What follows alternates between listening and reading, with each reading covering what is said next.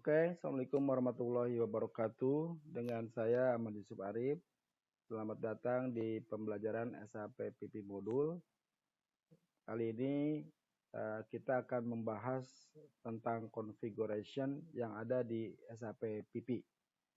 Untuk Anda yang ingin lebih mengetahui lebih dalam ya tentang SAP PP Modul, Anda bisa lihat situs saya di sapindonesia.net ya. Di sini saya membahas tentang SAP PP Modul, di mana di sini saya bikinkan satu silabus pembahasan SAP PP agar lebih jelas ya. Ini rata-rata materinya sudah ada di sini di di artikel yang sudah saya masukkan. Berikut juga video tutorialnya. Jadi jika Anda ingin tahu lebih dalam, tentu saja ada di member area. Tetapi untuk yang untuk pemula atau masih belum mengetahui tentang konsep SAP, Anda pelajari dulu di sini di situs saya, karena di sini juga saya membahasnya sekitar 10 menit ya. Durasi per sub modul ini ada sekitaran 10 menit gitulah. Tapi untuk di member area saya membahas full. Full itu maksudnya per sub ini 1 jam. Berikut skenario dari berbagai kemungkinan-kemungkinan yang ada dari masing-masing sub ini gitu. Maksudnya gimana? Misal contoh untuk masalah bom ya. Di bom ini di dalam member area saya membahas berbagai macam bom ya. Misalnya ada alternatif bom. Bagaimana cara membuat alternatif bom. Kemudian ada lagi yang multi level bom ya. Level bom itu seperti apa gitu. Kemudian ada lagi yang bom rekursif ya. Ini caranya seperti apa, bom rekursif itu konsepnya seperti apa gitu. Jadi nggak hanya membahas tentang bom secara general, tapi juga saya detailkan semua gitu. Begitu pula yang di sini misalnya tentang MTS ya, make to stock ya. Make to stock itu kan ada beberapa strategi ya, ada yang 10, ada yang 11 gitu kan ya. Nah, itu semua juga kita ungkapkan di member area. Tapi kalau untuk di sini saya paparkan secara global aja. Biasanya sih kalau orang-orang paham tentang SAP PP modul dia akan ngerti lah gitu. Tapi kalau memang Anda pemula ingin lebih dalam, yuk saya mengajak Anda untuk di member area.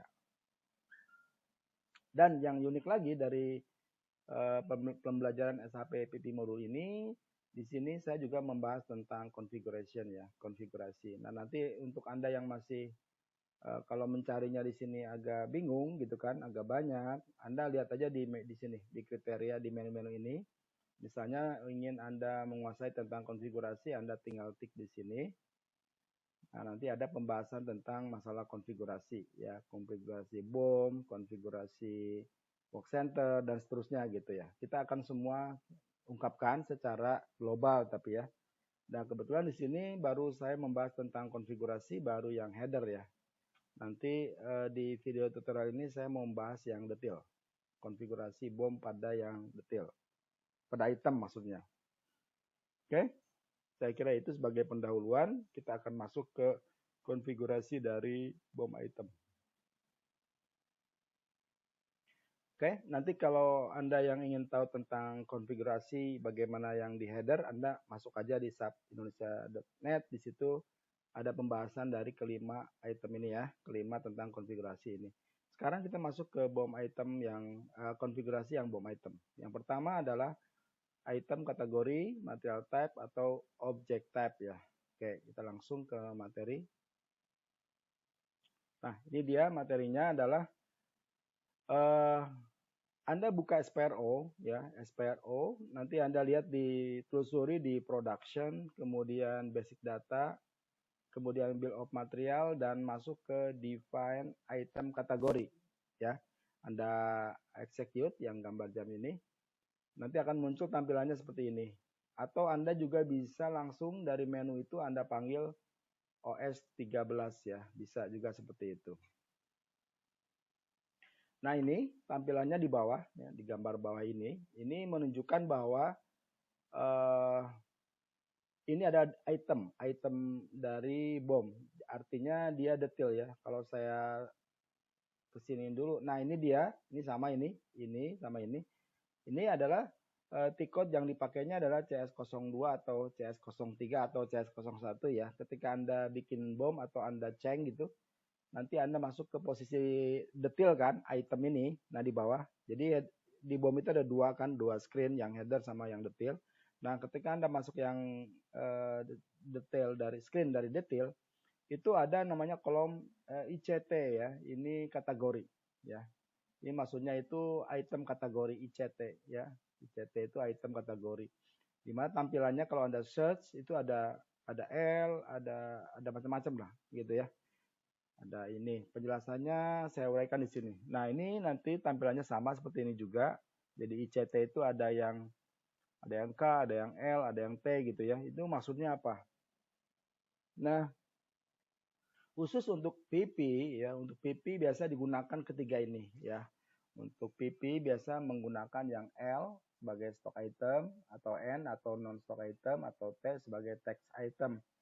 Nah maksudnya bagaimana? Jadi ketika kita memasukkan L stock item, maka kita mandatori memasukkan kode material. Kode materialnya apa untuk L tadi? Karena dianggap bahwa material itu adalah material stok yang mempunyai stok gitu, yang mempunyai kode gitu. Memang ada material yang tidak ada kode, ada di perusahaan tuh ada juga material yang non stok, disebutnya itu yang N tadi. N itu adalah non stok, jadi dia tidak menggunakan kode material. Jadi dia itu mungkin biasanya material yang langsung consumable, yang langsung habis gitu. Jadi jarang di stok dia, tidak di stok malah gitu. Contohnya misalnya lakban gitu ya, atau apalagi deh gitu ya. Kemudian yang T itu berarti teks. Teks itu berarti dia nanti kalau Anda masukkan di ini teks berarti kita free text ya. Jadi keterangannya free text aja gitu aja sih. Jadi untuk define item kategori untuk PP lebih umumnya digunakan tiga ini. Lebih sering malah menggunakan L ya. Karena karena pada prinsipnya semua material itu harus mempunyai kode gitu ya. Kalau Anda masuk data ke SAP itu tidak terbatas kok. Kapasitas itunya database-nya besar sehingga baiknya itu dibuatkan kode. Sehingga nanti kita akan bisa ngetrace kalau berdasarkan kode material ya. Jadi lebih seringnya di bom itu lebih banyak menggunakan L ini. Oke, lanjut ya. Lalu yang berikutnya, karena yang kedua adalah define allowed material type for bomb item. Jadi ini maksudnya adalah kita mendefinisikan material type apa di dalam item. Kita ngomong item bom ya, jangan lupa ini item bom. Nah, Anda bisa menggunakan T-code OS14 ya, atau Anda bisa SPRO. SPRO berarti harus merunut ke production, basic data, bom, bill of material, kemudian ke item data. Nah, di sini di posisinya dia. Define allowed material type for bomb items. Ya, kalau Anda klik tampilannya seperti ini, yang kanan. Tampilannya yang seperti yang kanan, di mana di sini ada bomb usage, material type header, material type bomb item, dan allowed. Ini kalau Anda mengikuti konfigurasi di bomb header yang sudah saya paparkan di video tutorial sebelumnya, ini sama, pengertiannya sama di sini. Hanya kalau Anda perhatikan di sini ada satu kolom. Kolom apa? Yaitu kolom material type bomb item ya.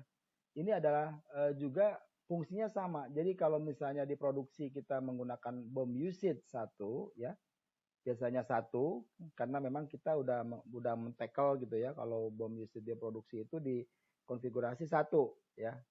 Pada umumnya 1, secara standar biasanya 1 gitu ya. Oke, 1. Kemudian ini material type header adalah untuk headernya itu materialnya tipenya itu ini tidak menutup kemungkinan semua material bisa masuk gitu kan. Tapi kita ingat bahwa namanya bom itu pasti di atasnya itu finish good atau semi finish good. Sedangkan di detailnya adalah komponen atau raw mat gitu ya. Secara konsepnya harus Anda pahami gitu. Tapi di confignya kita buka semua. buka semua tipe-tipe material gitu. Yang di header maupun yang di detail. Ini bintang ini semua gitu.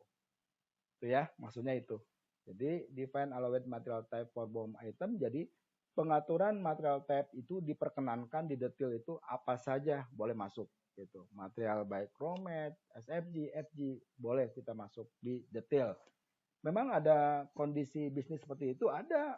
Jadi ada pada umumnya kan kita FG atau SFG komponen ya. Itu general ya. Tapi di sisi lain ada juga yang FG tapi SFG ya kan? Ada komponennya SFG. Bahkan dari FG sebagai apa namanya? Finish produknya komponennya juga ada FG gitu. Itu yang disebut bom rekursif. Nah, kita kemarin saya sudah sebut tadi ada bom rekursif. Jadi bom memanggil dia sendiri gitu. Oke ya, lanjut. Lalu kemudian berikutnya adalah default setting ya, default setting atau parameter OS 28. Ini maksudnya bagaimana? Jadi nanti kalau Anda di SPRO juga ada telusuri di sini ya, production, basic data, bill of material. Nah, pada saat di control data nih ya, Anda masuk ke control data for bill of material ada define default value. Nah, ini adalah settingan secara umum ketika user memasukkan BOM, ketika dia memasukkan CS01. Bentar saya lihatin sini. Nah, ketika dia memasukkan CS01, 02 atau 03, maka saya mundur lagi, maka defaultnya itu ditentukan, bisa di define gitu, bisa di default atau bisa di apa ya, di default lah gitu ya. Apanya? Misalnya base quantity-nya. Ini 1 ya, kalau 03 ini nggak kebaca. Ini maksudnya 1. Kemudian BOM statusnya 9. Size unitnya mm dan variabel size item unitnya PC. Ini penerapannya Anda lihat di BOM header di sini nih. Di quantity data, base quantity adalah 1. Bisa juga 10 atau 100 tergantung maunya berapa settingan dari user. Kemudian ini juga BOM statusnya 9. Nah, ini dia pengaturannya mau 1 atau langsung aktif ya. Ini 9 ada maksudnya. Kemudian satuan. Satuannya di sini ada yang PC, ada yang mm ya. Nanti Anda lihat di sini dia satuannya ditentukan. Satuannya PC, kemudian juga nanti lihat lagi ada yang di mm gitu, milimeter. Oke, jadi itu ya default setting secara general.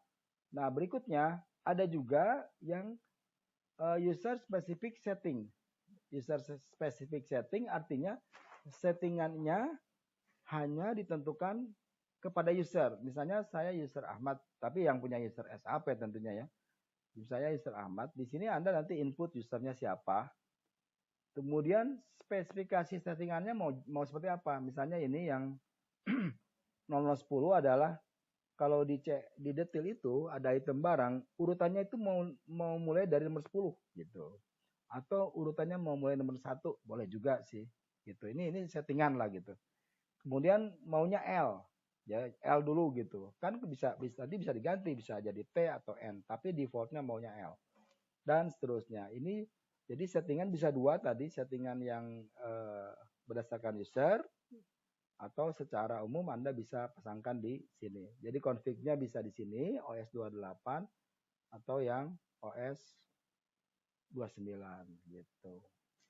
Oke ya. Cukup jelaskan ya. Saya kira itu tentang pembahasan dari konfigurasi BOM item ya. Nanti Anda combine dengan pembahasan video tutorial berikutnya tentang BOM header.